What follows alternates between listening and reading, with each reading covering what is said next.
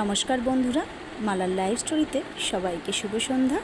দেখুন, আগামীকাল দোল আর তার পরের দিন হোলি। আর আগামীকাল দোল বলে আমাদের প্রত্যেকেই আগাগোড়াই দেখে আসছি রাধা গোবিন্দর পায়ে প্রথম আবির দেওয়া হয়। ঠিক সেইভাবেই আমাদের এখানে রাধা গোবিন্দর মন্দির থেকে রাধা গোবিন্দকে বার করে আলোর সজ্জা দিয়ে রাধা গোবিন্দকে ঘোরানো হয় আমাদের গোটা পাড়ায়। দেখুন, দোলতলার মন্দির থেকে রাধা গোবিন্দকে বার করে নিয়ে যাওয়া হচ্ছে একটা পথ ঘুরিয়ে আবার মন্দিরে।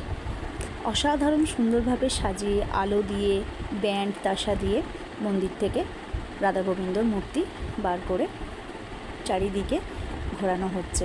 আর প্রত্যেকে অধীর আগ্রহে অপেক্ষা করছেন কখন রাধা গোবিন্দের সেই সুন্দর রথটি আমাদের এখান দিয়ে প্রবেশ করবে। আর দেখুন, সবাই হাতে আবির নিয়ে দাঁড়িয়ে আছেন রাধা গোবিন্দর পায়ে আগে আবির দেবে বলে।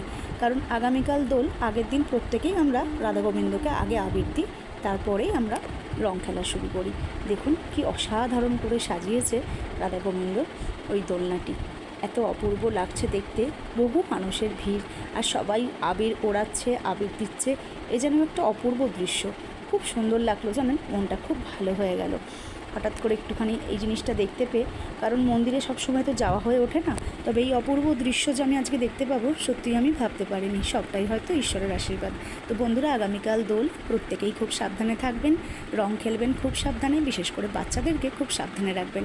এখন এখানেই রাখছি, আগামী কোনো ব্লগে আবার দেখা হবে। টাটা বন্ধুরা।